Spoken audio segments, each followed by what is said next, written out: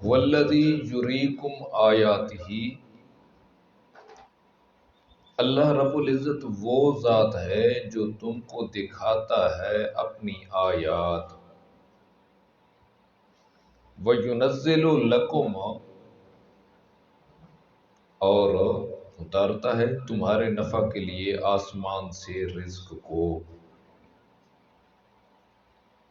انسان کا رزق دو قسم پر ہوتا ہے،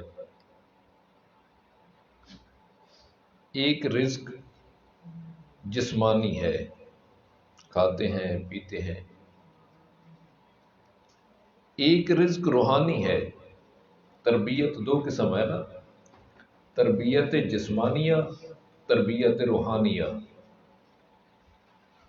جسمانی طور پر کھانا پینا، لباس، رہنا، یہ ضروریات ہیں انسان کی، تو یہ تمام ضروریات بھی اللہ رب العزت عطا فرماتے ہیں۔ اور دوسری ہے تربیت روحانی، انسان کو حقیقت میں انسان بنانا، تربیت کرنا، کہ یہ جو تم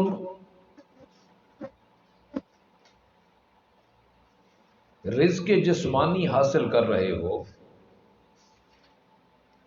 یہ تمہیں عطا کرنے والا وہ اللہ رب العزت ہے، وہی تمہارا تربیت کرنے والا ہے، لہٰذا تم اس ہی کی عبادت کرو، اسی کی سر و پکار کیا کرو، غیروں کی نہ کیا کرو۔ ویسے عقل بھی اس بات کا تقاضا کرتا ہے کہ وہ ذات کتنی مہربان ذات ہے کہ انسان کو ہدایت کے لیے آیات بھی دکھاتا ہے، اور ساتھ ساتھ وہی ذات رزق بھی دیتی ہے۔ جب اتنی عظیم ذات ہے تو اس کا یہ حکم نامہ ماننا پڑے گا۔ جب اتنی عظیم ذات ہے تو حکم نامہ ماننا پڑے گا۔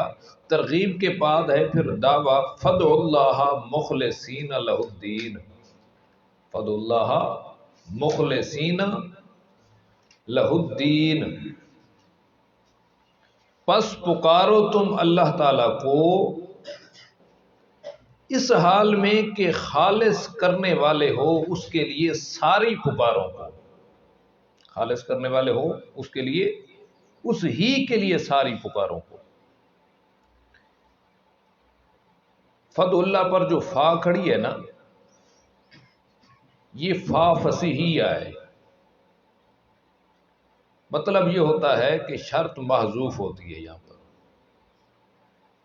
شرط اصل عبارت تھی اذا سمعتم عاقبت من يدعو مع اللہ غیرہ، اصل عبارت کیا تھی؟ اذا سمعتم، اذا شرطیہ، اذا سمعتم عاقبت من يدعو، انجام ان لوگوں کا جنہوں نے پکارا اللہ رب العزت کے ساتھ دوسرے معبودوں کو، لہذا فا فصیحہ، جب انجام تمہارے سامنے آ چکا ہے تو فَادْعُوا اللَّهَ مُخْلِصِينَ لَهُ الدِّينَ، اب سور و پکار صرف اسی کی کرنی ہے، اس کے علاوہ غیر کی نہیں کرنی ہے۔ فَادْعُوا اللَّهَ، یا تو اس کا تعلق ہے فا فصیحہ کے ساتھ فَادْعُوا اللَّهَ، بعض مفسرین فرماتے ہیں کہ الیہ وما یتذکر الا من ینیب کے ساتھ اس کا تعلق ہے،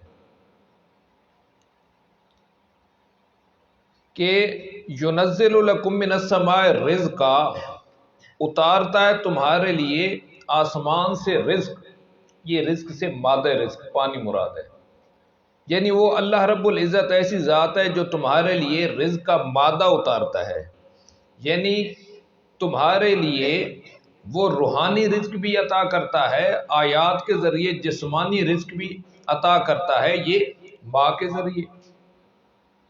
اب سوال ہوا تھا کہ لوگ پھر نصیحت کیوں نہیں حاصل کرتے، تو فرمایا ما یتذکر الا من ینیب، نہیں نصیحت حاصل کرتے مگر وہی بندے جن کے اندر انابت ہوتی ہے. یتذکر الیہ من، جن کے اندر انابت ہوتی ہے. انابت کہتے ہیں رجوع کو، انابت کہتے ہیں رجوع کو، جیسے باقی مقامات پر بھی ہے. یہدی الیہ من ینیب، من خشی الرحمن بالغیب وجاء بقلب منیب. وہاں تھا من ینیب، پھر انابت کا محل بیان کر دیا. بقلب منیب، دل کے اندر انابت ہو، ضد بغض حسد اناد نہ ہو. واتبع سبیل من اناب الیہ،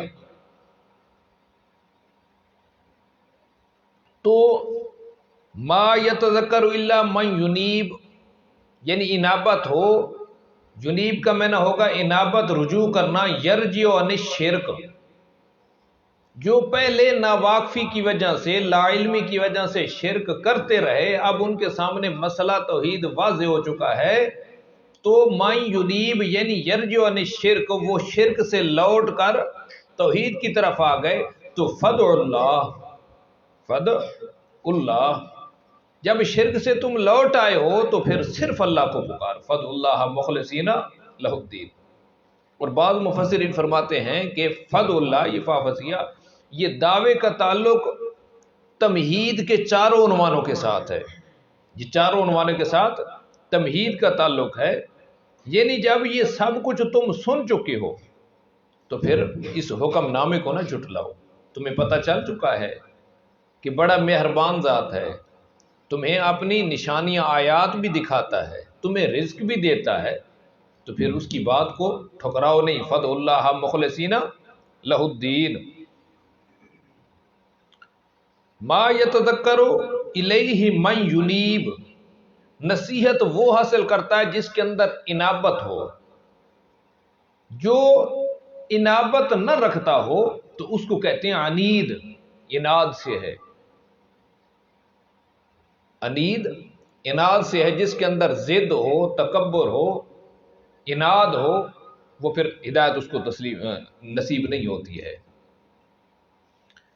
فدع اللہ مخلصین لہ الدین. لہ الدین، الدین پہلے فلام استغراق کا ہے. الدین، ساری پکاریں خالص اللہ کے لیے کرو، جتنی بھی ہیں. آگے فرمایا ولو کرہ الکافرون اخلاصکم فی الدعاء، اگرچہ ناپسند ہو کافروں کو یہ تمہارا اخلاص فی الدعاء، جو تم صرف اسی کو پکارتے ہو، کوئی واسطے وسیلے غیر اللہ کو شفیع غالب نہیں، صرف اسی کو پکارتے ہو ہر حال کے اندر. تو اگر یہ تمہاری پکار کافروں کو بری بھی لگے، لیکن فدع اللہ، تم اللہ کی پکار میں لگے رہنا، اللہ ہی کو پکارو، اللہ ہی کے پکارنے کی دعوت دو لوگوں کو اسی بات کی طرف بلاؤ کہ لوگوں صرف اللہ کی پکار کرو. ولو کرہ الکافرون، لیکن یہاں پر لو کرہ الکافرون کہا ہے، لیکن لو قتل الکافرون نہیں کہا ہے. لو قتل الکافرون، اگرچہ تم کو کافر قتل بھی کر دے. کیوں؟ اس کی ایک گنجائش ہوتی ہے. ویسے اگر بندہ توحید کے حق میں شرک کے خلاف جان دے دے تو یہ بہت بڑی جہاد ہے.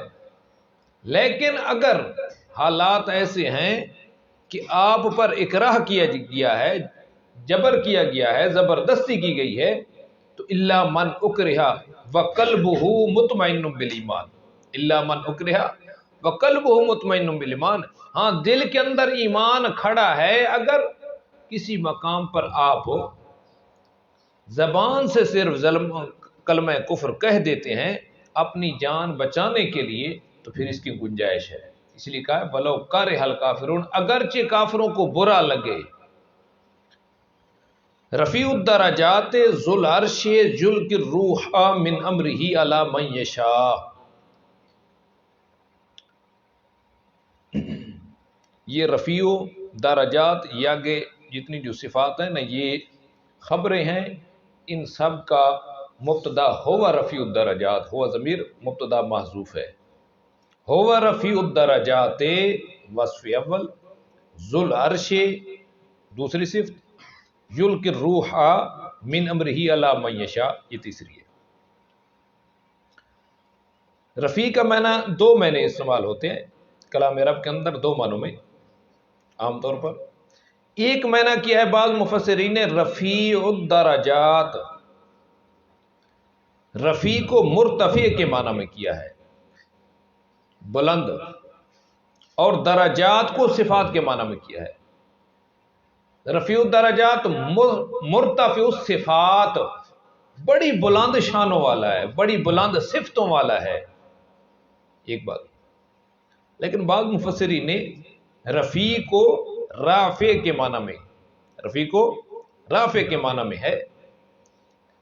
مطلب یہ ہے کہ تم معبودان باطلہ کے سامنے جا کر سور و پکار کرتے ہو اور کہتے ہو کہ ما نعبدہم الا لیقربونا الی اللہ زلفیٰ، یہ ہمیں اللہ کے قریب کر دیتے ہیں، جب ہم ان کی سور و پکار کرتے ہیں تو ہم اللہ کے قریب ہو جاتے ہیں، ایک درجہ ہمارا اوپر ہو جاتا ہے، ایک درجہ ہم ذرا بلند درجہ ہو جاتے ہیں۔ پہلے عام گناہ گار تھے، اب نیکوں کی وجہ سے اللہ رب العزت کے قریب ہو گئے، تو فرمایا رافع الدرجات، یہ درجوں کو بلند کرنا اللہ کی صفت ہے، ان تمہارے معبودوں کی صفت نہیں ہے، وہ نہیں کر سکتے ہیں۔ رافع الدرجات اسی میں نے کو پسند کیا ہے کہ وہی ذات ایسی ہے، صرف وہی ذات کہ وہ درجوں کو بلند کرتی ہے، تمہارے معبود نہیں کر سکتے۔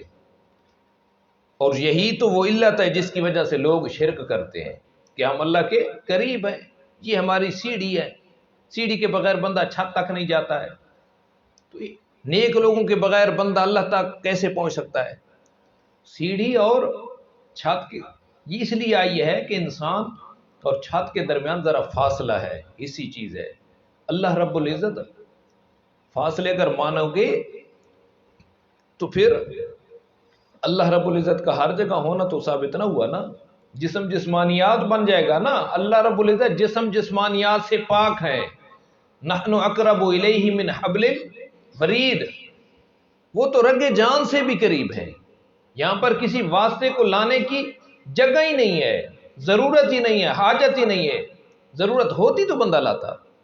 اس لیے فرمایا رفیع الدرجات، رافع الدرجات، وہ درجوں کو بلند کرنے والا ہے، اخلاص دے کر، جتنا اخلاص ہوگا اللہ رب العزت کے تم اتنے قریب ہو جاؤ گے۔ ذو العرش، مالک ہے عرش کا،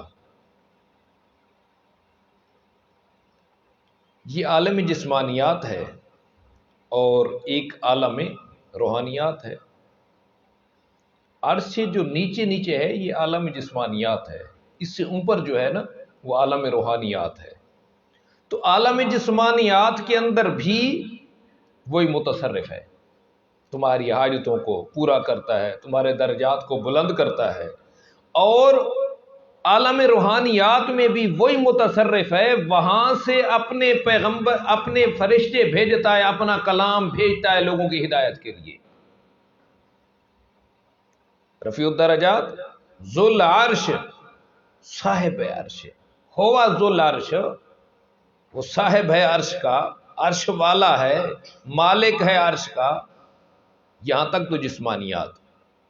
یلقی الروح من امرہ علی من یشاء، یلقی الروح من امرہ، ڈالتا رہا ہے اپنے حکم سے ان لوگوں پر، یعنی اپنے حکم سے، جو اس کا حکم تھا وہ جن لوگوں پر چاہتا تھا ڈالتا تھا، جب اس کا حکم آ جاتا تھا، وہی آ جاتی تھی تو ان کے درجات تو بلند ہو جاتے تھے نا ان لوگوں کے۔ رفیع الدرجات ذو العرش، عرش سے پھر اپنا حکم، اپنی وحی بھیجتا تھا، جس کی طرف بھیجتا تھا اس کے رفیع الدرجات، اس کے درجات بلند کر دیتا تھا۔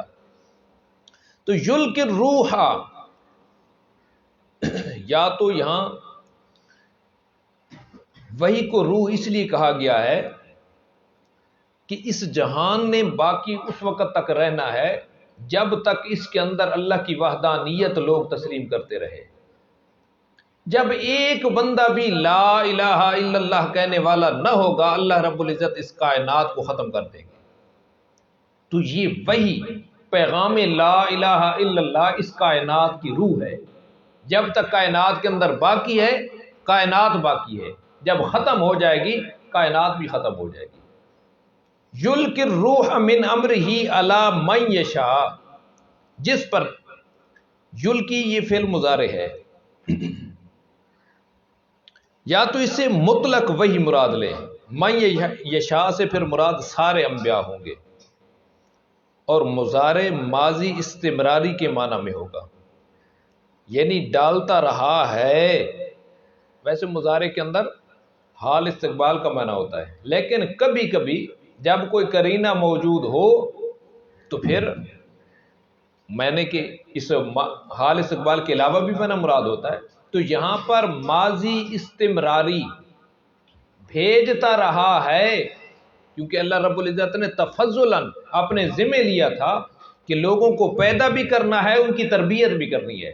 تربیت روحانیہ وحی کے ساتھ ہو سکتی تھی، بندہ اپنے عقل سے نہیں سوچتا سکتا ہے کہ بندہ کوشش کر کر کر کے بعد میں کہے کہ میں اس لیے پیدا ہوا تھا۔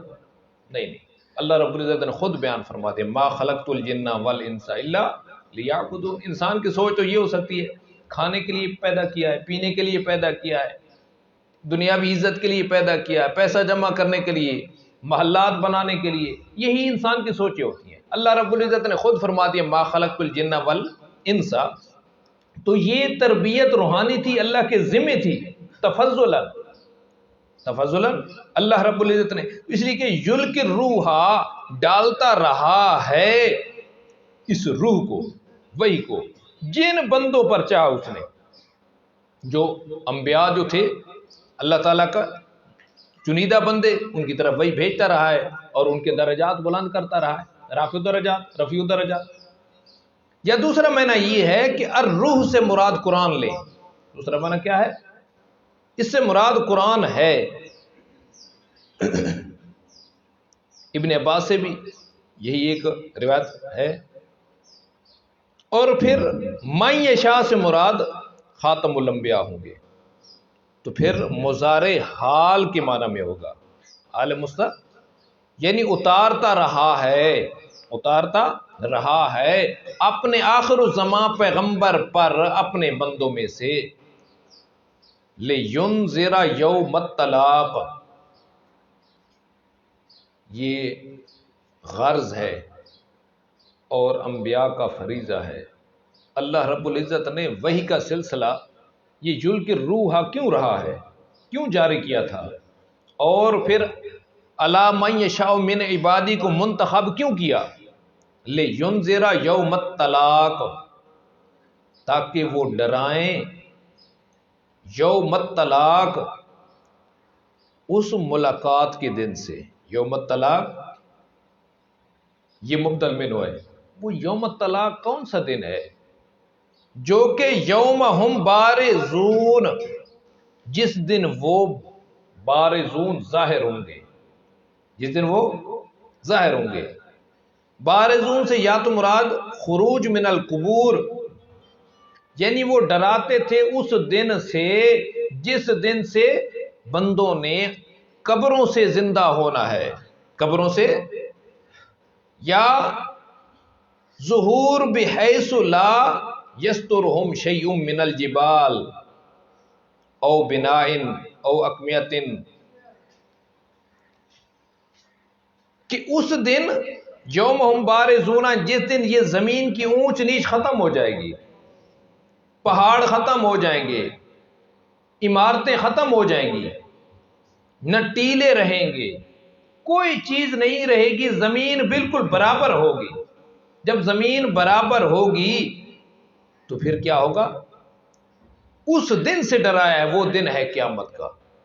لا یخفی علی اللہ منہم شیء लिमनिल मुल्कुल यौम लिल्लाहिल वाहिदिल कहार। अंबिया का फरीजा आखरत का खौफ दिलाना है दिलों के अंदर, आखरत का खौफ दिलाना है दिलों के अंदर। क्यों?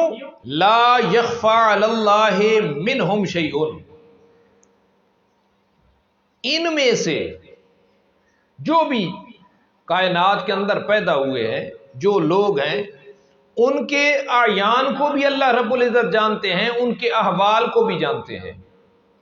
ला यख्फा अलल्लाह, नहीं है मख्फी अल्लाह रब्बुल इज़्ज़त पर उनमें से कोई चीज, ना उनके हालात ना उनके आयान। कोई बंदा अल्लाह से छुप जाए, या कोई बंदा अल्लाह रब्बुल इज़्ज़त से छुप तो ना जाए लेकिन कुछ काम छुप जाए, मख्फी हो, अंधेरों के अंदर किए हैं, गारों के अंदर किए हैं, नहीं। ला यख्फा अलल्लाहि मिनहुम शैउन, कोई चीज मख्फी नहीं है, अल्लाह रब्बुल इज़्ज़त के सामने है। तो फिर लिमनिल मुल्कुल यौम, किसके लिए है राज आज के दिन का? वो यौम तलाक का सर आगे बयान आ रहा है ना।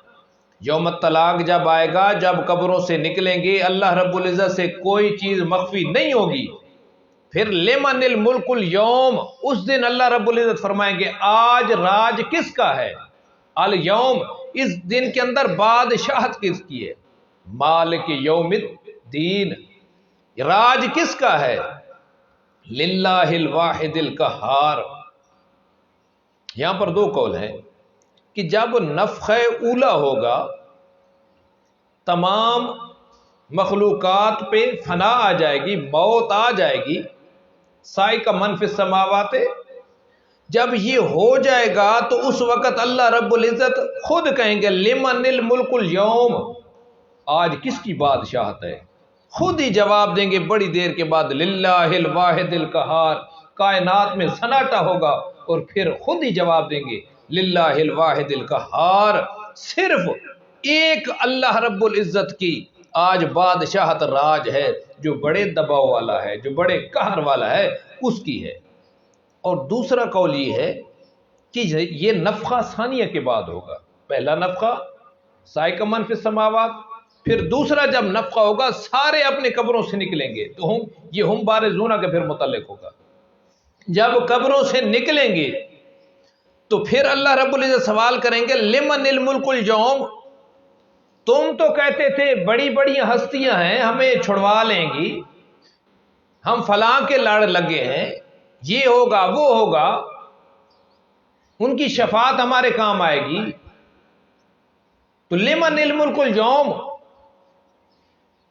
ऐना मा तदून, ऐना मा तदून, वो लाओ ना सामने जरा, तुम्हारे माबूद कहां गए हैं, आज बादशाहत किसकी है।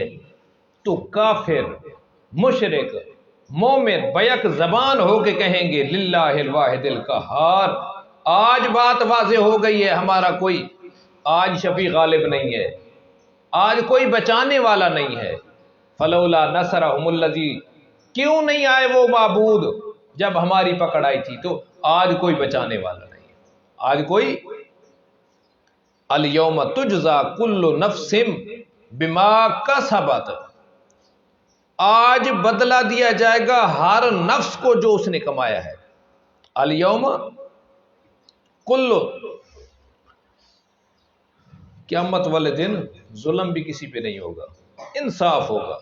इंसाफ, ये जुल्म दो किस्म होता है ना, या तो किसी की नेकियां कम की जाएं, हसनात में कमी, ये भी जुल्म होता है, या किसी के गुनाह ज्यादा कर दिए जाएं, ये भी जुल्म होता है। अल्लाह रब्बुल इज़्ज़त फरमाते हैं नहीं, अल यौम तुजज़ा कुल्लु नफ्सिम बिमा कसबत, कम भी नहीं होगा, ज्यादती भी नहीं होगी। आज के दिन बदला दिया जाएगा हर नफ्स को मा कसबत, मा छोटा बड़ा, कौल फेल, जो भी कसबत करके आया। ला जुल्मल यौम, आज तो इंसाफ का दिन है, आज इंसाफ का दिन है, आज जुल्म नहीं होगा। सवाल हुआ, बड़ी मखलूकात होगी, हर नफ्स को जो बदला मिलेगा, कुल्लु नफ्सिम बिमा कसबत, آدم علیہ السلام سے شروع ہوئی انسانیت اور چلتی چلتی چلتی ہزاروں سال کی مدت گزر گئی ہے، پتہ نہیں کتنے پیدا ہوئے، کتنے فوت ہوئے، کتنے پیدا ہونے ہیں، کتنے پیدا ہو کر اس دنیا سے جائیں گے، بڑی تعداد تو شمار ہی نہیں ہو سکتی ہے۔ ان کو اللہ رب العزت کیسے بدلہ دیں گے؟ یہ عقلاً ذرا بات سمجھ میں نہیں آتی تھی۔ اللہ رب العزت نے فرمایا ان اللہ سریع الحساب، تم تو اس کو مشکل سمجھ رہے ہو، محال سمجھ رہے ہو، دیر بھی کوئی نہیں لگے گی، صرف نصف دن، سورج صبح سے لے کر دوپہر تک کا وقت گزرے گا، ساروں کو اللہ رب العزت جنتی جنت میں چلے جائیں گے، جہنمی جہنم میں چلے جائیں گے۔ جب حساب کتاب شروع ہوگا تو معاشر کی سختیاں پہلے ہیں۔ الیوم تجزا کل نفس بما کسبت لا ظلم اليوم ان اللہ سریع الحساب۔ الیوم تجزا کل نفس بما کسبت، یہاں تک بیان کر دیا۔ پھر درمیان میں فریضہ نبویہ ہے، وہ اللہ رب العزت جن لوگوں کو چنیں گے نا لِيُنذِرَ یوم الطلاق، ان کا دوسرا فریضہ کیا ہوگا؟ انذرہم یوم الآزفہ، انذرہم یوم ڈرا تو ان کو قریب آنے والی آفت، اس دن سے جو قریب آنے والی آفت ہے، آزفہ قریب آنے والی آفت کے سے ڈرا، نزدیک آنے والی آفت۔ کیوں؟ بندہ یہ سمجھتا ہے نا کہ قیامت تو بڑی دور پڑی ہے، بڑی دور ہے، لیکن نہیں، من مات، جو بندہ مر گیا، موت آ گئی، یہ اپنی مسمى مدت اس نے پوری کر لی، فقد قامت قیامت، اس کی قیامت تو شروع ہو گئی ہے۔ اور یہ انسان کی کوئی مدت اتنی طویل تو نہیں ہے۔ انہم یرونہ بعیدا ونراہ قریبا، بڑی بعید نظر آتی ہے، لیکن ہمارے ہاں کوئی دوری نہیں ہے۔ کل آت فہو قریب، جو چیز آنے والی ہے، جو آنی ہے وہ قریب ہوتی ہے، وہ دور نہیں ہوتی، یا تو نہ آئے، لیکن جو آنی ہے وہ قریب ہے۔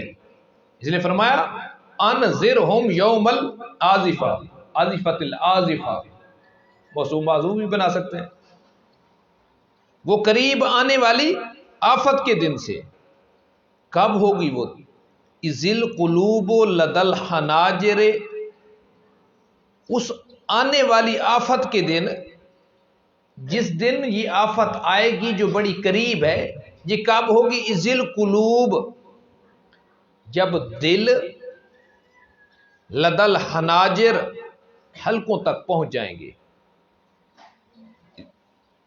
سمجھ آئی؟ اذ القلوب لدى الحناجر، جیسے کہتے ہیں منہ کلیجے کو آئے گا، کلیجے کو، کلیجہ منہ کو آئے گا، کلیجہ منہ کو آئے گا۔ تو یا تو یہ حقیقی معنی مراد ہے بھی یہ منقول کہ ایسی کیفیت ہوگی، ایسا خوف ہوگا، ایسی انسان کے اندر کیفیت ہوگی کہ یہ کلیجے سوج جائیں گے، پیٹ کے اندر اتنی سوزش پیدا ہوگی اس دل کے اندر، کلیجے کے اندر، کہ یہ منہ تک پہنچ جائے گا۔ یہ حقیقی معنی۔ یا بعض نے کہا کہ یہ مجاز ہے اور کنایا ہے خوف شدت سے، جیسے محاورہ ہے ناک میں دم دے دیا،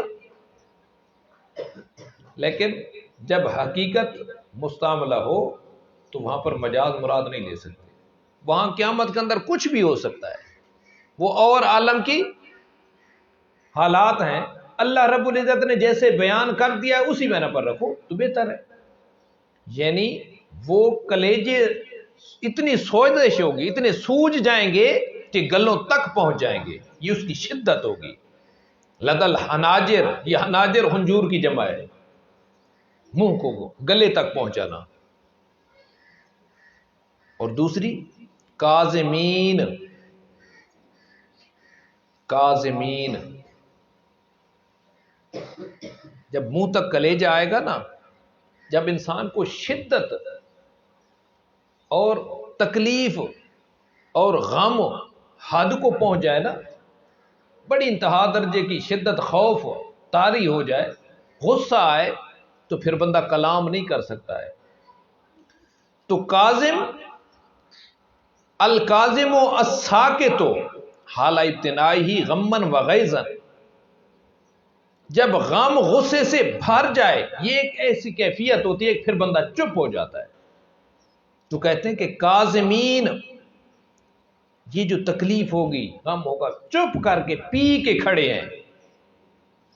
مال ظالمین من حمیم ولا شفیع یطاع، کیوں؟ وجہ یہ ہے کہ نہ تو کوئی اس شرک کی وجہ سے ان ظالم مشرکوں کے لیے کوئی من حمیم، کوئی گہرا دوست بھی نہیں ہوگا کہ جو ان کو بچا لے۔ یوم یفر المرء من اخیہ و امہ و ابیہ، ولا شفیع، نہ کوئی ایسا شفیع، شفاعت کرنے والا کہ جس کی بات مانی جائے، شفاعت قہریہ نہیں ہوگی۔ اللہ رب العزت اجازت دیں گے، جن لوگوں کو شفاعت کریں گے، جن لوگوں کے لیے شفاعت ہوگی، یہ سب اجازت ہوگی۔ ولا شفیع یطاع، کیوں کہ مشرک اس وقت یہ اعتقاد رکھتے تھے، یہ گمان ان کا تھا، ان القوم کانوا یقولون فی الاصنام انہا شفعاؤنا عند اللہ، یہ ہمارے سفارشی ہیں اللہ تعالیٰ کے ہاں، اور ان کی شفاعت ہمیں نفع دے گی، اللہ تعالیٰ کی اجازت کی کوئی ضرورت نہیں ہے۔ تو اللہ رب العزت نے ان کو جواب دیا ہے، رد کیا ہے۔ من ذا الذی یشفع عندہ الا باذنہ، تو یہ اس قوم کا، ان لوگوں کا جو اعتقاد ہے، اس کو اللہ رب العزت رد کر دینا چاہتے ہیں کہ انہ یجب علی اللہ اجابت اصنام فی تلک الشفاعہ، کہ اللہ تعالیٰ پر ان بتوں کی، ان معبودان باطلہ کی اس شفاعت کو قبول کرنا واجب ہے۔ تو اللہ تعالیٰ نے اس کی تردید کر دی، یا ما للظالمین من حمیم ولا شفیع یطاع، جن کی اطاعت لازمی کی جائے۔ شفیعی کی صفت ہے یطاع، شفیعی کی صفت ایسے سفارشی جن کی اطاعت کی جائے، شفاعت کاریہ۔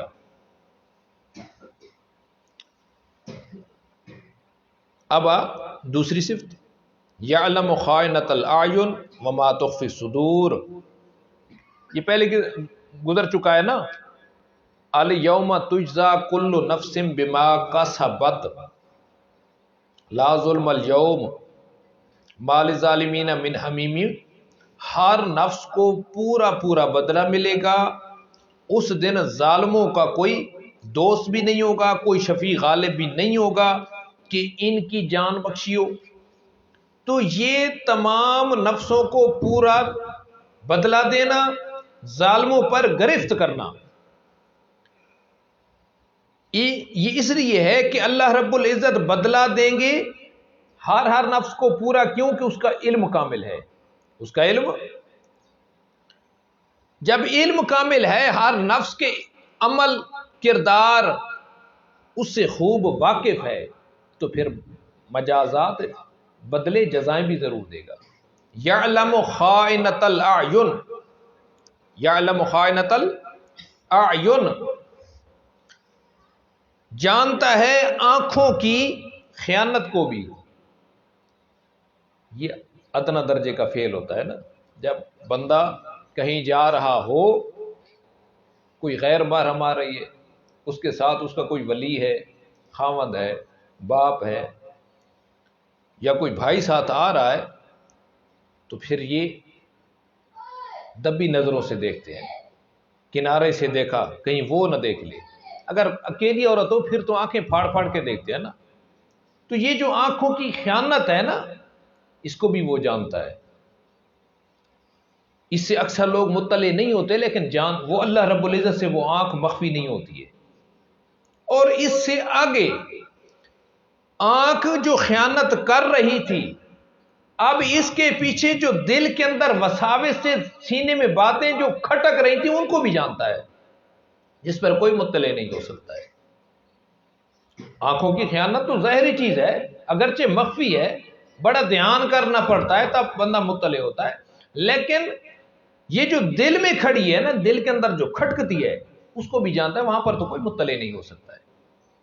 تو یعلم خائنۃ الاعین، یا تو یہ اضافت صفت کی موصوف کی طرف، اصل میں تھا الاعین الخائنہ، الاعین جانتا ہے آنکھوں کو، ایسی آنکھیں جو خیانت کرتی ہیں، ایسی آنکھیں جو خیانت کرتی ہیں ان کو بھی جانتا ہے، اور دلوں کو بھی جانتا ہے جو دلوں کے اندر کھٹک رہا ہوتا ہے۔ یا پھر یہ ہے کہ خائنہ، وزن تو اسم فاعل کا لیکن یہ مصدر ہے، ٹھیک ہے، بمعنی خیانہ، خائنہ بمعنی خیانہ، یہ مصدر کی اضافت ہوگی فاعل کی طرف، تو یعلم خیانۃ الاعین، یہ آنکھوں کی خیانتوں کو بھی جانتا ہے، وما تخفی الصدور، جو دلوں میں کھٹک رہا ہوتے ہیں، جو وسوسے سے آ رہے ہوتے ہیں۔ یہ اگرچہ وساوس خود آ جائیں، بندے کا اس میں دخل نہ ہو، کوئی برا وسوسہ آ جائے تو اس پہ مواخذہ نہیں ہے، لیکن وہ ان کو جانتا ہے۔ اگر جان بوجھ کے بندہ گناہ کی طرف میلان کرے تو یہ اپنا فعل ہوتا ہے، پھر اس پہ تو باس پرس ہوگی۔ وما تخفی الصدور، جب اتنا علم وسیع ہے، احاطہ علمی اتنا ہے، تو واللہ یقضی بالحق،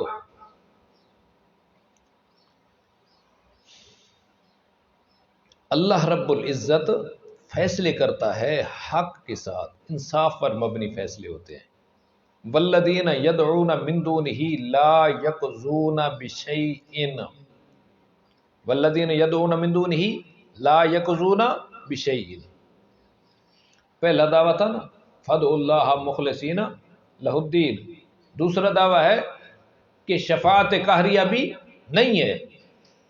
تو پہلے دعوے کے متعلق ہے اللہ رب العزت کو اس لیے پکارنا ہے کہ واللہ یقضی بالحق، یعنی اللہ تعالیٰ ہر چیز کو اس کے اندازے کے ساتھ جانتا ہے، اس کے مطابق کر دینا یہی تو حق ہوتا ہے۔ والذین یدعون من دونہ، اور جن کو تم پکارتے ہو، تمہارے معبود اللہ کے سوا کچھ نہیں کر سکتے ہیں۔ اذا قضا امرا فانما یقول له کن فیکون، تو واللہ یقضی بالحق، جب اس کے فیصلے حق سچ کے مطابق ہوتے ہیں، جس کے حق میں جو فیصلہ کرتا ہے وہ حق ہوتا ہے، اور اس کے حق میں بہتر بھی ہوتا ہے۔ اور جن کو تم پکارتے ہو وہ تو کچھ نہیں کر سکتے، کچھ بھی نہیں۔ ان اللہ هو السمیع البصیر، فیصلے کرتا ہے عمل کے مطابق، اپنے علم کے مطابق، لوگوں کے حالات کے مطابق، کون سی چیز کس کے حال کے مطابق ہے، کس کو کس حال میں رکھنا ہے۔ تو ان اللہ، علت بیان کر دی دونوں داموں کی، کہ بے شک ان اللہ، وہی اللہ، ہوا صرف اس کے اندر بند ہے، السمیع البصیر، سمیع ہر ایک کی پکاروں کو،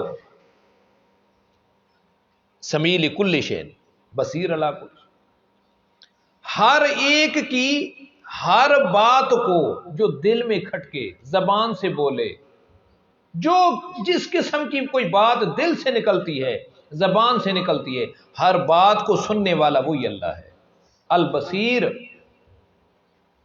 اور وہ کائنات کے اندر تو اپنی جو چیزیں پردوں کے پیچھے، فی ظلمات ثلاث، ان ظلمات ثلاث کے بعد بھی لا الہ الا انت سبحانک، جس نے ظلمات کے اندر، پردوں کے اندر پکارا تھا، یہ صرف وہی بصیر ہے جو ان پردوں، اندھیروں کے اندر بھی ہر چیز کو اصلی حالت میں دیکھ لیتا ہے۔ اس سے کوئی اس کی کیفیت، حرکت، سانس بھی مخفی نہیں رہ سکتا ہے۔ ان اللہ، یہ اسم اور خبر دونوں معرفہ ہیں، درمیان میں ضمیر فصل ہے، تو یہ تاکیدات ہیں۔ تو فرمایا تعریض بما یدعون من دونہ، مدارک والے نے، کہ یہ تعریض ہے، چوٹ کرنی ہے ان پر کہ اللہ رب العزت کی یہ صفت ہے کہ صرف اللہ ہی سنتا ہے، ما فوق الاسباب، اللہ ہی جانتا ہے، ما فوق الاسباب، ہر شخص کے ہر حال کو جاننا یہ اللہ کی صفت ہے۔ تو اس سے تعریض ہو گئی ما یدعون من دونہ انہا لا تسمع ولا تبصر، لا تسمع ولا تبصر، نہ وہ سنتے ہیں، تسمع نہ سنتے ہیں نہ دیکھتے ہیں۔ جو کوئی جہاں بھی ہے، جو کوئی ما فوق الاسباب، کسی کی حاجات کو سننا، ما فوق الاسباب کسی کے حالات کو جاننا، یہ صرف اللہ کی صفت ہے۔ سمیع وہ ہے، تو اس لیے لا تسمع، بصیر وہ ہے، لا تبصر، نہیں کوئی جانتا ہے۔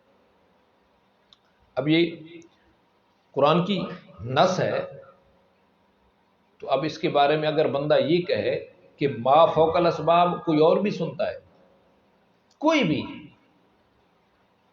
چاہے وہ خبر واحد صحیح بھی ہو، تو یہ اعتقاد کا مسئلہ ہے، اس کے اندر قابل قبول نہیں ہوگی، قابل قبول نہیں ہوگی۔ کوئی پیش کرے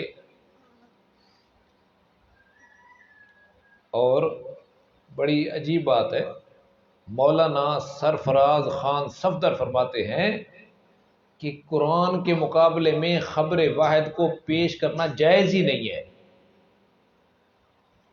پیش کرنا جائز ہی نہیں ہے۔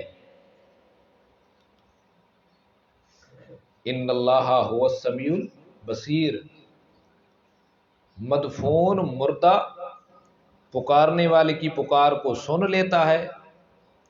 نہیں۔ مدفون مردہ کھڑے ہوئے اس عابد کے حال کو جانتا ہے، دیکھ رہا ہے کہ کون آیا کھڑا ہے؟ نہیں۔ ان اللہ هو السمیع البصیر، یہ صرف خاصہ ہے اللہ رب العزت کا۔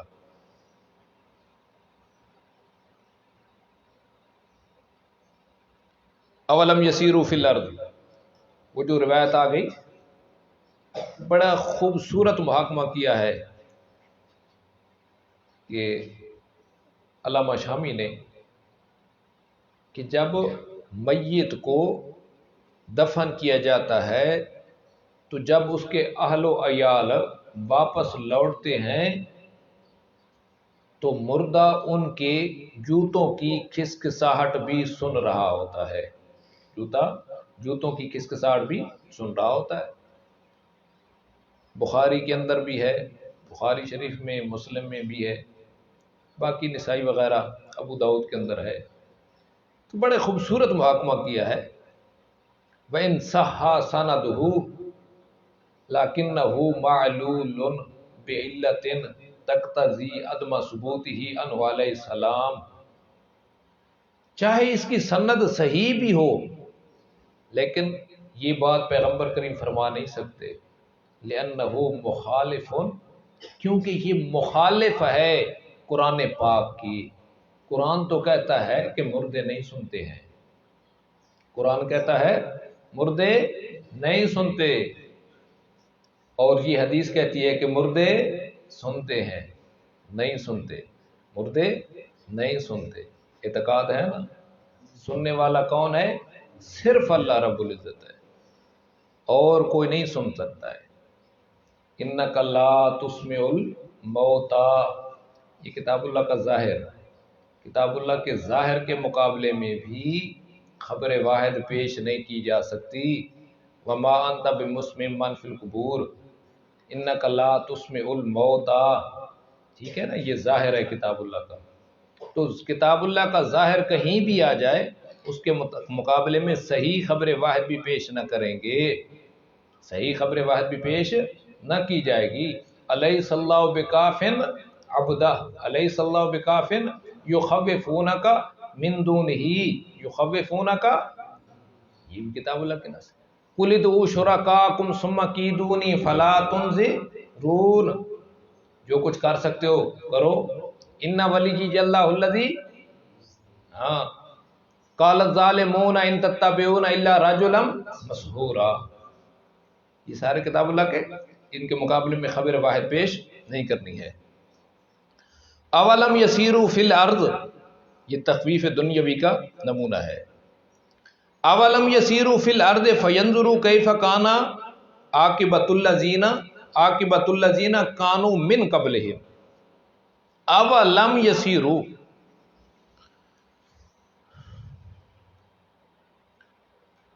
فدعوا اللہ مخلصین لہ الدین، صرف اللہ کو پکارو، اللہ رب العزت کے علاوہ ما فوق الاسباب کوئی سننے جاننے والا نہیں ہے۔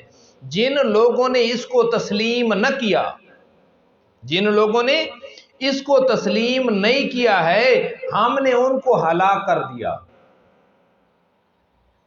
ان کا نام و نشان ہی باقی نہیں چھوڑا ہے۔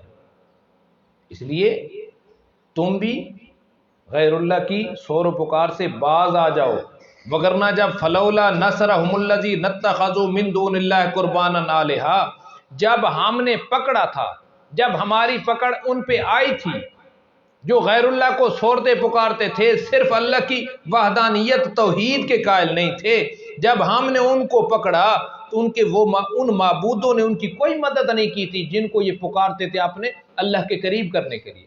لولا نصرہ، کیوں نہیں مدد کی ہے نا ان کی، ان لوگوں نے، نصرہ کا فاعل الذین اتخذوا، ان لوگوں نے جو اللہ تعالیٰ کے علاوہ وہ پکارتے تھے قرباناً، عذروئے قریبی کے، نزدیک کرنے کے معبودوں کو، جن کو اپنے اللہ رب العزت کے نزدیکی کا سبب یہ سمجھتے تھے کہ یہ معبود ہمیں اللہ کے نزدیک کر دیتے ہیں، انہوں نے پھر کیوں نہیں چھڑایا ان کو، کیوں نہیں مدد کی تھی؟ اس لیے اولم یسیروا فی الارض، ذرا چلو پھرو زمین کے اندر، سیر کرو، زمین کے اندر سیر کرو، خواہ مخواہ والی سیر نہیں، سیر کرنا ہے، پھر دیکھنا ہے ینظروا کیف کان، غرض سیر کہ دیکھو تم کیسا انجام تھا جن لوگوں نے کفر کیا، شرک کیا، اللہ کی توحید کا انکار کیا، کیف کان، کس طرح تھا، عاقبۃ الذین، انجام ان لوگوں کا جو ان سے پہلے تھے، انجام ان لوگوں کا جو ان سے پہلے تھے۔ بندہ ہمیشہ حق کا انکار کرتا ہے، آخر کوئی اسباب ہوتے ہیں جن کے اندر بندہ مغرور ہو کے حق کا انکار کر دیتا ہے۔ تو عام طور پر حق کے انکار کرنے کے اور غرور کرنے کے سبب تین ہوتے ہیں، یا تو بندہ اپنی قوت بدنی پہ بڑا میں طاقتور ہوں، نعوذ باللہ اللہ رب العزت سے مقابلہ کروں گا، اس کے عذاب سے بچ جاؤں گا، یا یہ ہوتا ہے کہ کثرت قوم ہوتی ہے کہ ہو سکتا ہے جب میرا مد مقابل میرے سامنے آئے گا تو میں اپنی قوم کی وجہ سے بچ جاؤں گا، میرے ساتھ افراد کافی ہیں، یہ مجھے بچا لیں گے، ٹھیک ہے۔ یا پھر یہ ہوتا ہے کہ بندے اپنے مال پہ غرور ہوتا ہے، تو فرمایا نہیں،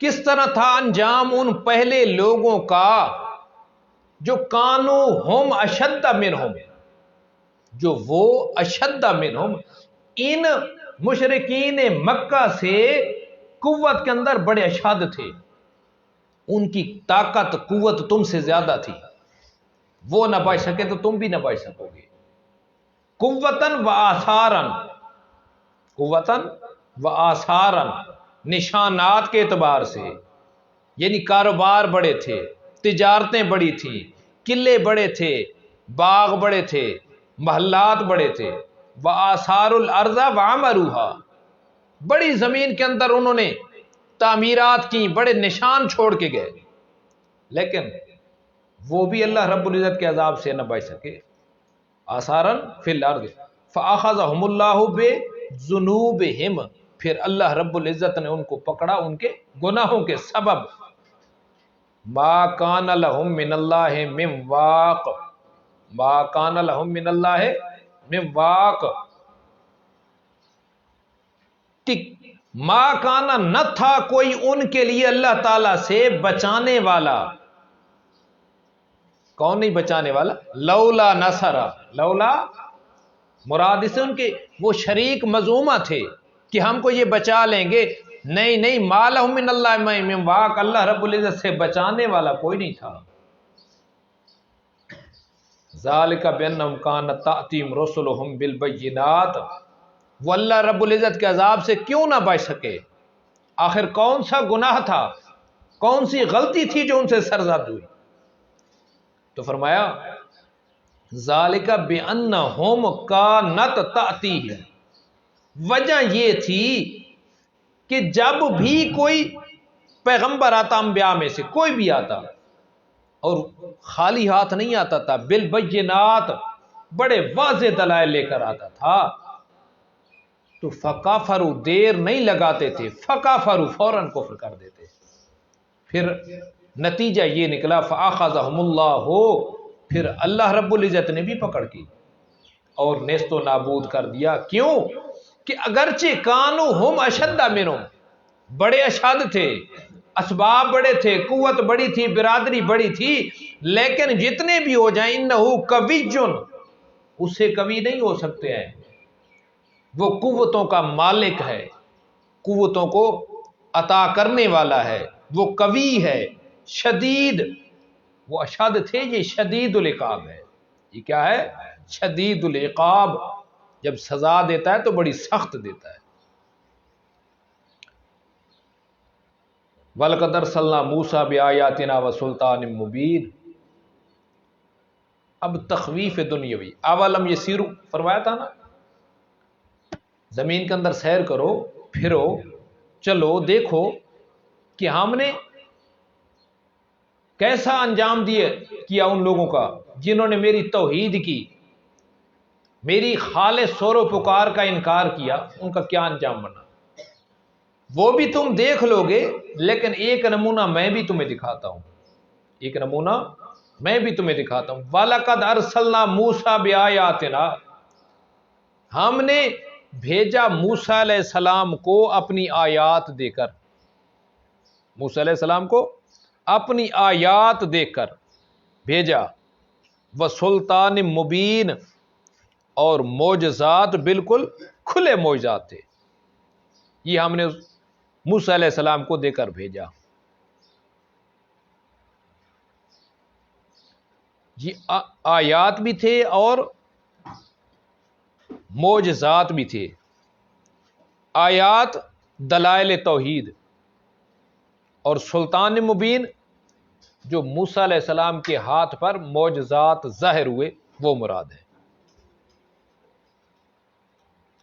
وَلَقَدْ أَرْسَلْنَا مُوسَىٰ بِآيَاتِنَا، آیات حجج توحید، اور سلطان تھے اس سے مراد معجزات.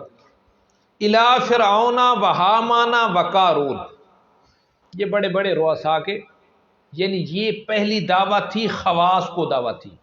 کن کو دعوت تھی؟ خواص کو دعوت تھی.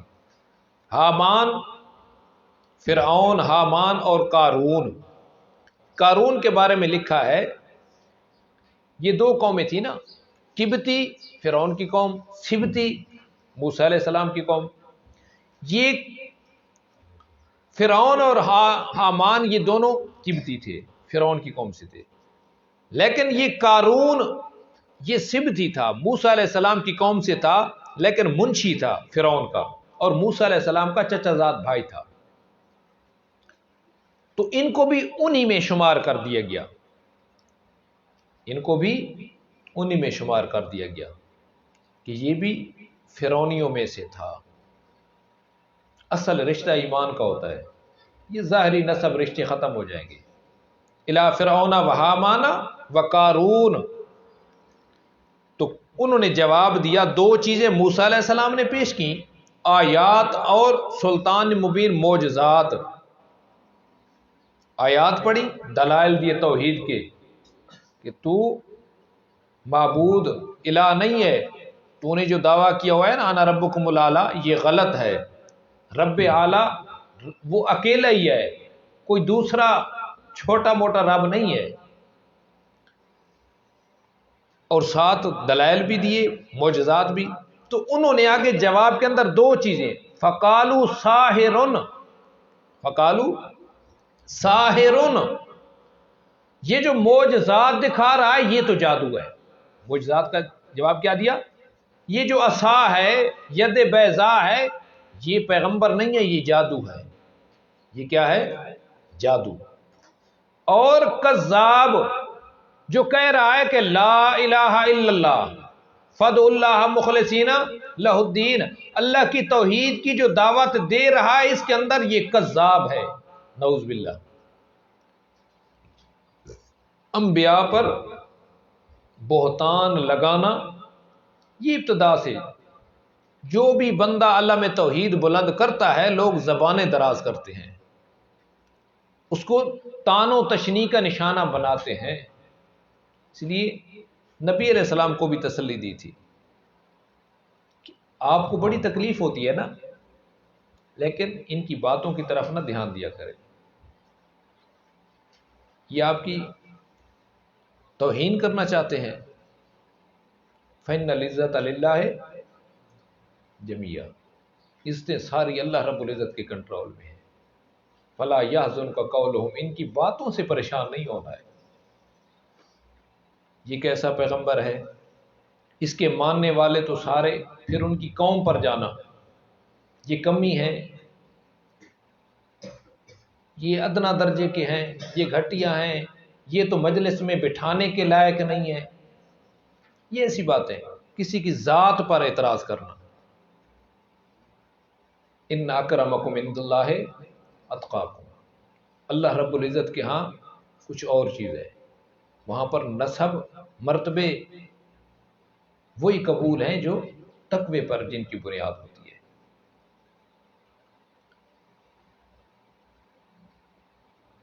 فلما جاءهم بالحق من عندنا، فلما جاءهم بالحق من عندنا، جب ان کے پاس آ گیا، جاءهم بالحق، پھر موسیٰ علیہ السلام ان کے پاس آئے حق لے کر۔ یہاں پر یہ ظاہراً سوال ہو سکتا ہے، وَلَقَدْ أَرْسَلْنَا إِلَىٰ مُوسَىٰ وَلَقَدْ أَرْسَلْنَا مُوسَىٰ بِآيَاتِنَا، ایک مرتبہ اللہ رب العزت نے موسیٰ علیہ السلام کو بھیجا۔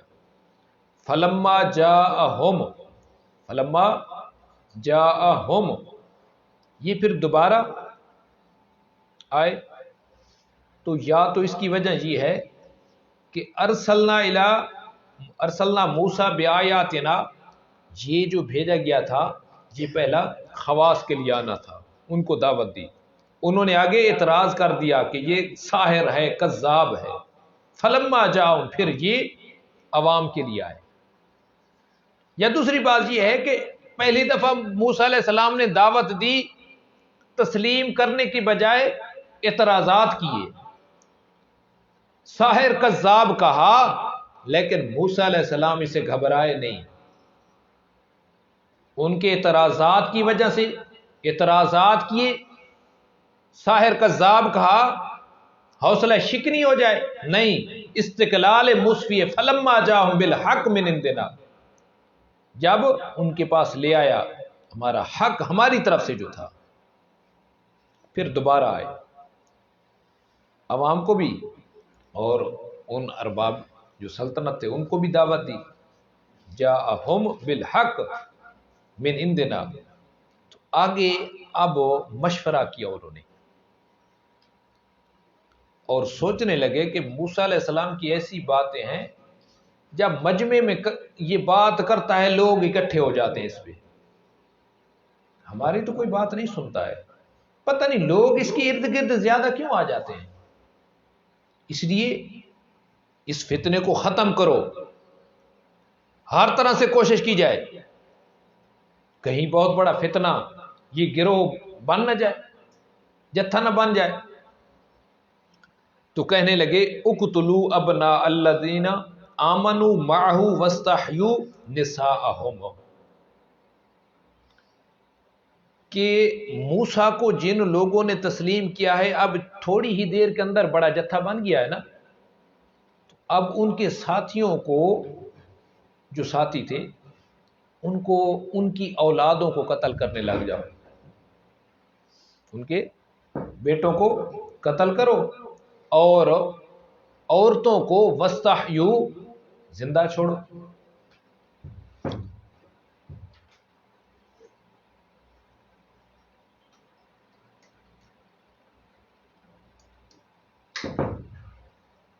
کیوں؟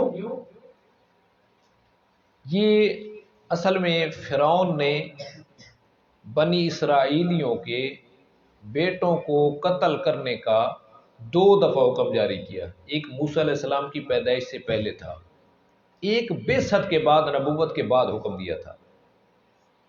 بعثت سے پہلے کیوں کیا تھا؟ کیونکہ اسے پتا تھا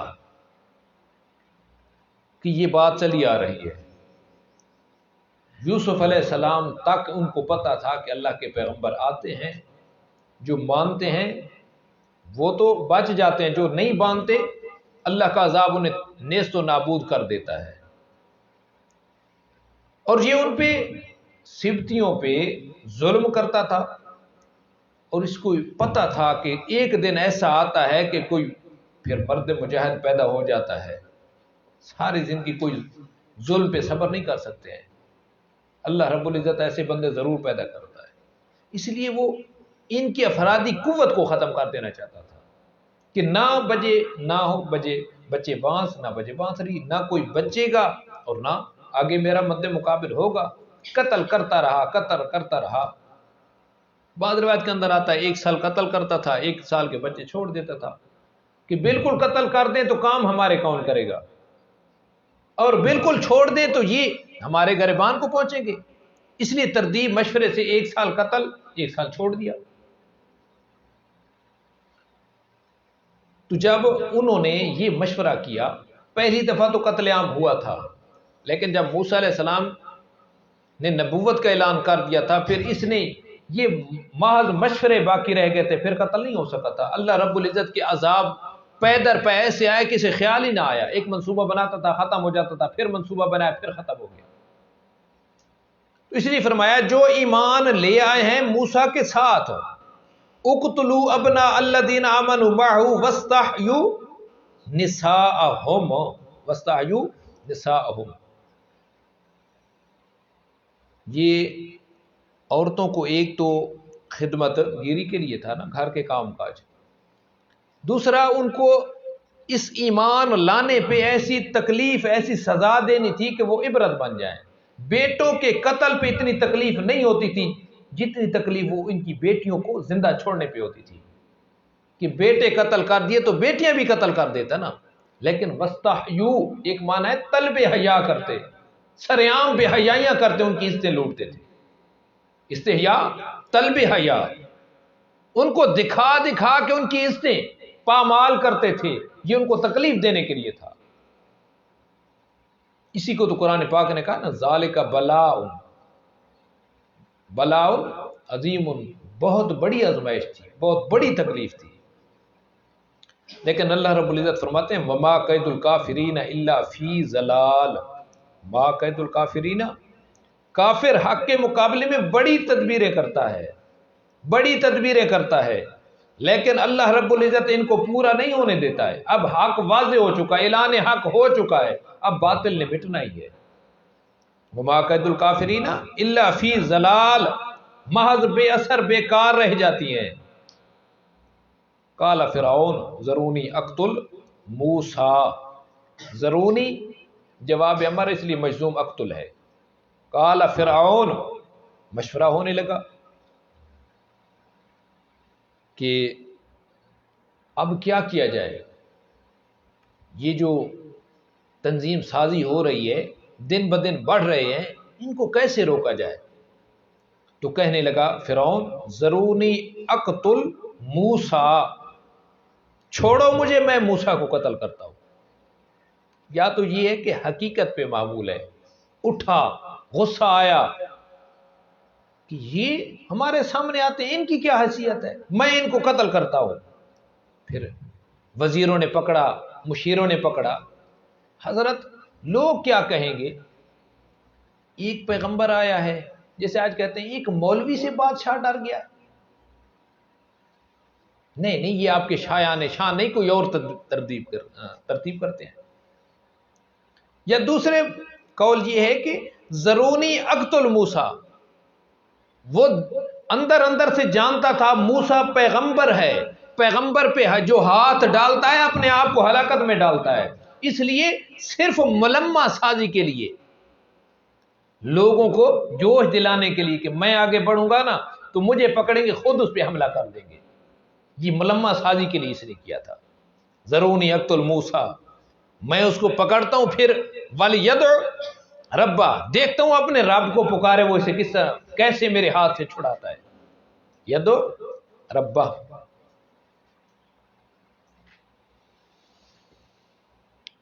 انی اخاف ان یبدل دینکم، پھر دل میں خیال آیا کہ رعایا کیا سمجھے گی، میں اتنا موسیٰ علیہ السلام کے کیوں خلاف ہو گیا ہوں، میں اپنی بادشاہت بچاتا ہوں۔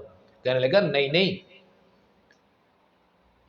تمہارے مذہب کا خطرہ ہے، تمہارے دین کو خراب کر دے گا، تمہارا مذہب ختم کر دے گا، اس لیے میں چاہتا ہوں تمہارا دین بچ جائے۔ پھر کہنے لگا یہ دین تو اپنی جگہ، یہ فساد پیدا ہو جائے گا، ایک فسادی گروہ پیدا ہو جائے گا، اس لیے فرمایا لِيَدْعُو رَبَّهُ انی اخاف، میں خوف کرتا ہوں کہیں ان یبدل دینکم، تمہارے اندر سمجھ بوجھ نہیں ہے، تم جاہل ہو۔ علماء تو حقیقت کو جانتے ہیں، علماء کی طرف نہیں جاتے ہیں، جیسے آج کل کہتے ہیں علماء تبدیل نہیں ہوتے ہیں، یہ عوام جاہل ہے، یہ جاہلوں کے پیچھے لگ جاتی ہے، جدھر ان کا جلسہ پروگرام ہوتا ہے پتہ نہیں مجمع بھر جاتا ہے۔ ہم اس بات کا خطرہ ہے، یہ وہی تھی انی اخاف ان یبدل دینکم، تم عوام ہو، تم ان چیزوں کو نہیں سمجھتے، مجھے خوف ہے کہیں تمہارے دین کو تبدیل نہ کر دے، ان یغیر ما انتم علیہ وکانوا یعبدونہ ویعبدون الاصنام، مجھے خطرہ ہے کہ کہیں تمہارے دین کو تبدیل نہ کر دے، تم جو لگے ہو میری پوجا میں، بتوں کی پوجا میں، یہ چھوڑ کے کہیں اس کے رب کی پوجا میں نہ لگ جاؤ، اس کی عبادت میں نہ لگ جاؤ۔ انی اخاف ان یبدل دینکم، یہ خطرہ، او ان یظہر، او ان، یہ جو پہلے کہا ہے نا لیدعو ربہ، تو معلوم ہوتا ہے کہ یہ فرعون داہریہ مذہب تھا، ٹھیک ہے، اور کچھ مفسرین اس کے قائل بھی ہیں کہ یہ واقعی داہریہ مذہب تھا، لیکن اکثر علماء اس بات کی طرف ہیں مفسرین کہ یہ داہریہ نہیں تھا، یہ ضد میں ایسے کلمات تو کہہ رہا تھا، لیکن اصل میں یہ مشرک تھا، اللہ رب العزت کے وجود کا قائل تھا، لیکن صرف لوگوں کو گمراہ کرنے کے لیے یہ سارے کرتب کرتا تھا۔ انی اخاف ان یبدل دینکم او ان یظہر او ان یظہر فی الارض فساد، کہ کہیں زمین کے اندر وہ فساد نہ برپا کر دے۔ یظہر فی الارض، ہمیشہ توحید کو، اللہ رب العزت کی خالص پکار کو، باطل ہمیشہ سے فساد کہتا چلا آ رہا ہے۔ جب بھی آپ توحید کی آواز اٹھائیں گے باطل کو تکلیف ہوگی، اس باطل کے اندر کافر بھی ہوگا، مشرک بھی ہوگا، منافق بھی ہوگا، کیونکہ منافق کہتے تھے نا ہم صرف ارادہ کرتے ہیں اصلاح کا، جو کچھ ہم یہ کتمان وغیرہ کرتے ہیں۔ تو بہرحال یہ کہہ رہا تھا جب یہ فساد کی بات کر رہا تھا، یعنی ایک دین کی طرف، ادھر مشورے ہو رہے تھے قتل کے نا، تو اب موسیٰ علیہ السلام نے اللہ رب العزت سے دعا کی۔ یہ ظاہر کو دیکھے نا، جیسے پہلے داہریہ لگ رہا تھا، مولانا حسین علی رحمہ اللہ تعالیٰ کا بھی یہ مسلک تھا کہ یہ دہریہ تھا، باقی مفسرین اس کو مشرک کہتے تھے۔ وقال موسیٰ انی عصت بربی وربکم، جب دعویٰ ہے کہ فدعوا اللہ مخلصین لہ الدین، تو پیغمبر بھی اسی پہ عمل کرتا ہے نا، تو پھر موسیٰ علیہ السلام نے فرعون کے مقابلے میں خالص پکار کی اللہ کی۔ قال موسیٰ انی عصت بربی وربکم من کل متکبر لا یؤمن بیوم الحساب، لا یؤمن بیوم الحساب۔ انی عصت، میں پناہ میں آ چکا ہوں اپنے رب کی، میں پناہ میں آ چکا ہوں اپنے رب کی، یعنی میرا حافظ صرف اللہ رب العزت ہے، میری حفاظت کرنے والا ہے۔ انی عصت بربی وربکم ان ترجمون، تم مجھے قتل نہیں کر سکتے ہو کیونکہ میں اللہ کی حفاظت میں ہوتا ہوں۔ پیغمبر کی عصمت یہ قطعی ہوتی ہے، اللہ رب العزت خود حفاظت کرتے ہیں۔ من کل متکبر، میں اللہ کی پناہ میں آتا ہوں ہر متکبر سے۔ فرعون کے اندر بھی تکبر تھا نا، یہ میرے سامنے ان کی حیثیت۔ جب تکبر آتا ہے تو پھر اللہ رب العزت دل سخت کر دیتے ہیں۔ پہلے کوئی حق بات تسلیم کرنے کی امید تھی کچھ کسی گناہ کے اندر، لیکن اب جب تکبر آ گیا تو پھر قساوت قلبی اللہ دل کو سخت کر دیتا ہے۔ من کل متکبر لا یؤمن بیوم الحساب، جو لا یؤمن نہیں ایمان رکھتا پھر حساب والے دن کا، میں جو کہہ رہا ہوں، میں جو کر رہا ہوں، میں نے ان کا حساب بھی دینا ہے، اس بات کی طرف دھیان نہیں جاتا ہے۔ جب پناہ مانگی نا، اے اللہ میں تیری پناہ میں آتا ہوں، اسباب کم ہیں، مد مقابل بہت زیادہ ہیں، ہم چند افراد ہیں، تو غیبانہ طور پر ہماری مدد فرما۔ تو پھر اللہ رب العزت نے مدد نقد کی۔ پہلی مدد یہ تھی کہ فرعون کے خاندان سے ایک بندہ کھڑا کر دیا، تو میری ملامت کرتا ہے، تو میری تردید کرتا ہے۔ اللہ رب العزت نے فرعون کی تردید کرنے کے لیے اس کے گھر سے بندہ پیدا کر دیا، جہاں تیری اپنی جماعت سے بھی لوگ پیدا ہو گئے جو تیری ملامت کرتے ہیں، تیرے خلاف زبان درازی کرتے ہیں، تجھے ملامت کرنے والے بھی پیدا ہو گئے ہیں۔ یہ اللہ کی پہلی مدد ہوتی ہے۔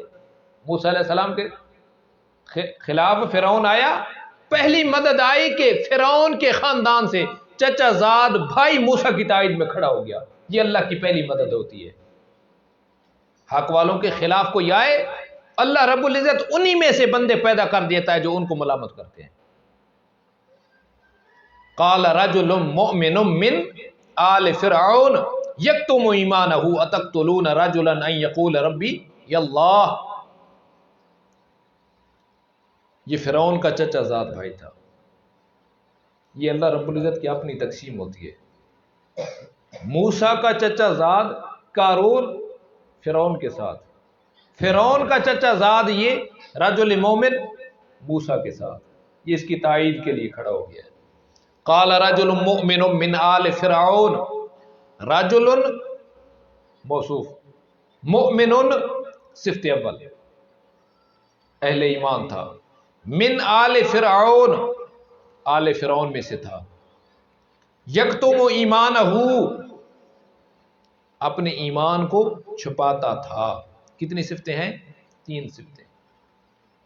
سوال یہ ہوتا ہے قال رجل مؤمن یکتم من آل فرعون، یہ تیسری صفت یکتم ایمانہ کو مؤخر کیوں کیا ہے، من آل فرعون کو مقدم کیوں کیا ہے؟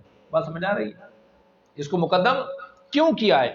وجہ یہ ہے کہ اگر عبارت ہوتی قال رجل مؤمن یکتم ایمانہ من آل فرعون، من آل، تو پھر 2 صفتیں بنتی، 3 صفتیں نہیں بنتی تھی، پھر 2 صفتیں بنتی، پھر میں نہ ہوتا قال رجل مؤمن کہا اس رجل نے، ایسا رجل جو مومن تھا، اپنا ایمان چھپا رہا تھا آل فرعون سے، اپنا ایمان چھپا رہا تھا آل فرعون سے، لیکن میں نے یہ اب جب اس آل فرعون کو مقدم کیا تو 3 صفتیں بنی. تھا مرد مومن، ایسا مرد جو مومن تھا، اور نسب کے اعتبار سے آل فرعون سے تھا، نسب کے اعتبار سے آل فرعون سے تھا، اور یکتم ایمان ہو، ابھی تک ایمان کا اظہار نہیں کیا تھا. معلوم ہوتا ایمان لا چکا تھا، ایمان ابھی ظاہر نہیں کیا تھا، ایمان لا چکا تھا. 3 صفتیں. اتقتلون رجلا ان یقول ربی اللہ، اتقتلون رجلا، اتقتلون رجلا ان یقول ربی اللہ. کہنے لگا، یہ 3 تقریریں کرے گا، پہلی نرم، پھر تھوڑی، دوسری کے اندر تھوڑی سختی، اور آخری تقریر بڑی سخت ہوگی. پہلی تقریر شروع کرتا ہے، حصہ اول، پہلی تقریر کا حصہ اول. اتقتلون رجلا ان یقول ربی اللہ. ایک اور لکھا ہے کہ عبداللہ بن مبارک رحمہ اللہ سے کسی نے پوچھا کہ رجل مومن کی بڑی شان ہے، جو موسیٰ علیہ السلام کا تھا، کہ اس کا تذکرہ قرآن پاک کے اندر بھی ہے. اب ایک رجل محمد بھی ہے، صدیق اکبر، رجل محمد صدیق اکبر. تو شان اس رجل مومن کا ہے یا رجل محمد صلی اللہ علیہ وسلم کا ہے؟ شان زیادہ کس کا ہے، رجل مومن کا یا رجل محمد صدیق اکبر کا؟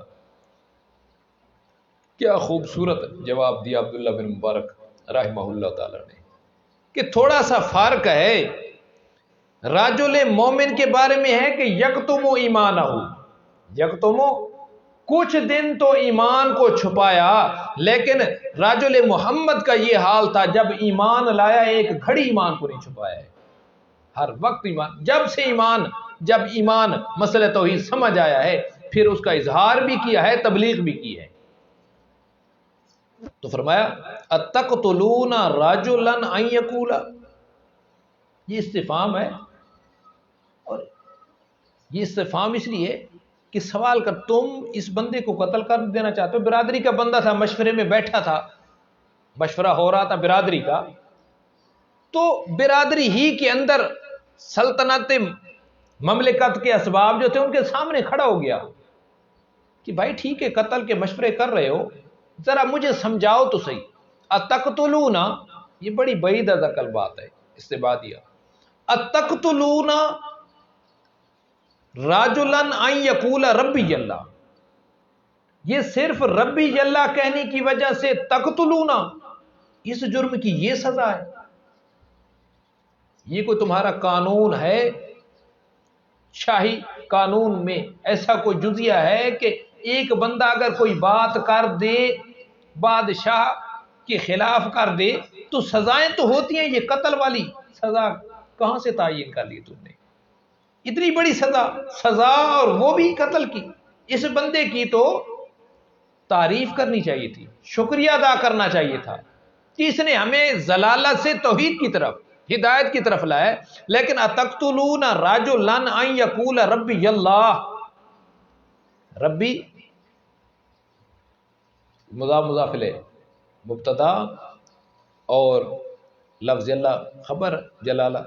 تو تعریف الطرفین یفید الحصر، تعریف الطرفین یفید الحصر. ان یقول ربی اللہ، وہ یہ کہتا ہے کہ میرے ہر نفع کا مالک صرف اللہ ہے، ہر نقصان کا مالک صرف اللہ ہے. نفع نقصان، یہ تربیت کے اندر 2 ہی چیزیں ہوتی ہیں نا، کہ جو ضرورت ہو وہ مہیا کرے، جو نقصان دے وہ دور کرے، اس کو تربیت کہتے ہیں. میرے ہر نفع نقصان کا مالک صرف اللہ ہے. ان یقول ربی اللہ. اور پھر یہ بات کوئی اس نے ایسے ہی نہیں کر دیے، وقت جاکم بالبینات، معجزات بھی لائے ہیں، بڑے استدلالات، دلائل کے ساتھ مبرہن ہے، مزین ہے یہ اس کا دعویٰ. من ربکم، اور دلائل خود نہیں گھڑے ہیں، تمہارے رب کے بھیجے ہوئے ہیں. بالبینات من ربکم وَإِن يُكَذِّبُوا وَإِن يَكُ كَاذِبًا فَعَلَيْهِ كَاذِبُ وَإِن يَكُ كَاذِبًا فَعَلَيْهِ كَاذِبُ۔ سوال یہ ہوتا ہے کہ رجل مومن اب آگے کہنے لگے کہ اگر وہ جھوٹ بول رہا ہے اس دعوے کے اندر تو جھوٹ کا وبال اسی پہ ہوگا، اور اگر وہ سچا ہے تو پھر جو عذاب کی دھمکی تمہیں دے رہا ہے، ڈرا رہا ہے، وہ عذاب ضرور آئے گا، وہ عذاب۔ سوال یہ ہوتا ہے کہ یہ ان شک کے لیے آتا ہے نا۔ پہلے قرآن کہتا ہے کہ رجل مومن، ایمان تصدیق قلبی کا نام ہے، یہاں پر ان معلوم ہوتا ہے کہ کوئی شک شبہ تھا اس کے بارے میں، تو فرمائے نہیں، تلطیف فی الدعوی والتدریج فی الہدایہ، یہ دعوت کے اندر ذرا نرمی تاکہ تدریجاً یہ بات سمجھ لیں، یہ اس لیے کہا ہے بھائی اگر تم کہتے ہو ٹھیک ہے، تم کہتے ہو وہ جھوٹا ہے، تو نبوت کا جو جھوٹا دعویٰ کرتا ہے پھر اللہ رب العزت اسے چھوڑتا کوئی نہیں ہے۔ نبوت کا جھوٹا دعویٰ کرنے والا اللہ رب العزت کے عذاب سے بچتا نہیں ہے، بڑی جلد ہی اس کا خاتمہ ہو جاتا ہے۔ ہاں یہ الوہیت کے دعوے کرنے والے، اس کے اندر جو الوہیت کا دعویٰ کرتا ہے دلیلوں کی ضرورت ہی نہیں ہے، کائنات بھری پڑی ہے، اللہ رب العزت کی وحدانیت پہ دلیلیں بڑی موجود ہیں۔ تو جو الوہیت کے دعوے کرتے ہیں صراحت کریں یا ضمناً کریں، اللہ رب العزت انہیں بڑی ڈھیل دیتا ہے، لیکن جو نبوت کا دعویٰ کرتا ہے انہیں اللہ رب العزت ڈھیل نہیں دیتا ہے۔ وَإِن كَاذِبًا فَعَلَيْهِ كَاذِبُ، وہ وبال اس کا اسی پر ہے، لیکن یاد رکھنا اگر وہ سچا ہے دعویٰ نبوت کے اندر تو یصبکم بعض الذی، سارا عذاب نہ صحیح، دنیا کے اندر کچھ نہ کچھ آئے گا، یعدکم جو پیش گوئی کرتا ہے، جو پیش گوئی کرتا ہے نا، انا قد اوحی الینا ان العذاب علی من کذب وتولی، کہ مجھے یہ بھی حکم مل چکا ہے وحی کے ذریعے، ان العذاب علی من کذب وتولی، جو منہ پھیرے، تکبر کرے، تکذیب کرے، پھر اس پہ عذاب بھی یقینی ہے۔ سوال یہ ہوا کہ رجل مومن کی اس تقریر کا کوئی فائدہ فرعون کو بھی ہوا یا نہ ہوا؟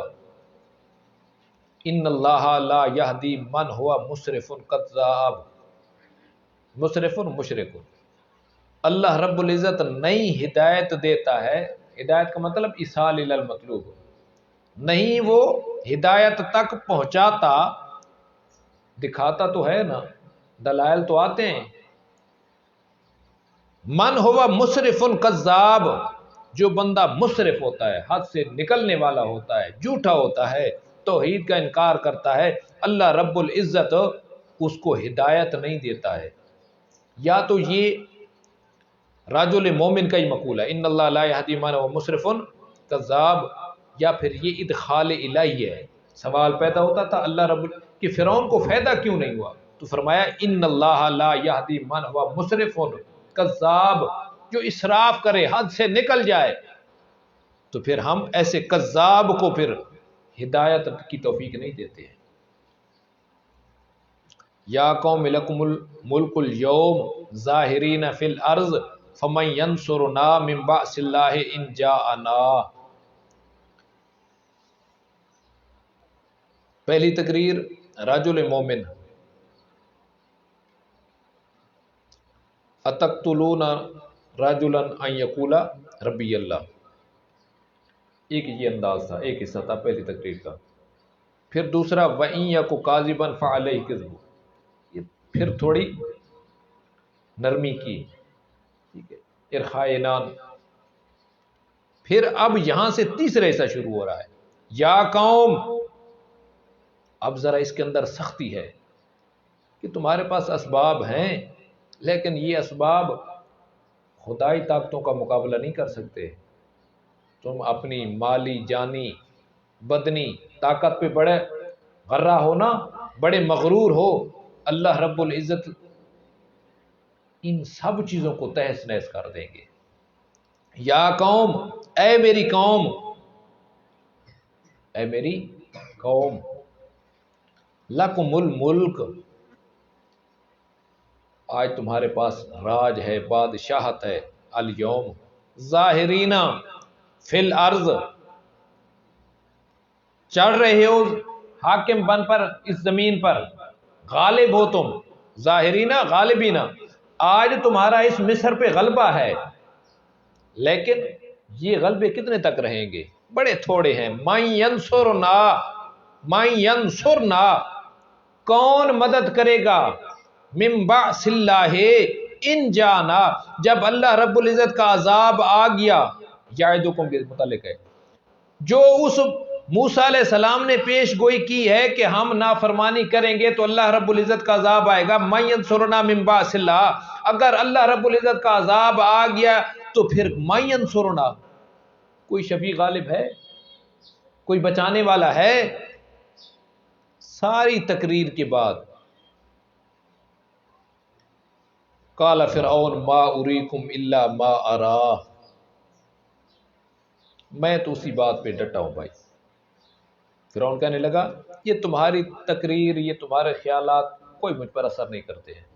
ما اریکم الا ما ارا، میں نہیں مشورہ دیتا مگر وہی جو دے چکا ہوں، میرا خیال، میں تو وہی بات جو کرتا ہوں، پہلے بھی کرتا تھا اب بھی کر رہا ہوں، میرے اوپر اس کا کوئی فائدہ جو ہے نا فائدہ نہیں ہوا، اثر نہیں ہوا ہے۔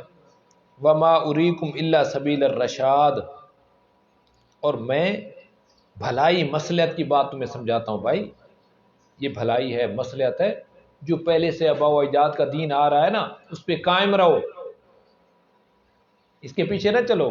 نئی بات ہے، پہلے تو لوگ یہ باتیں نہیں کرتے تھے، اب یہ وہ باتیں کر رہے ہیں، جیسے کہتے ہیں نا پہلے علماء نے تو ایسی باتیں نہیں کی، نئی نئی تحقیقات گھاڑ لیتے ہیں۔ دوسری تقریر، قال الذی آمن یا قوم انی اخاف علیکم مثل یوم الاحزاب،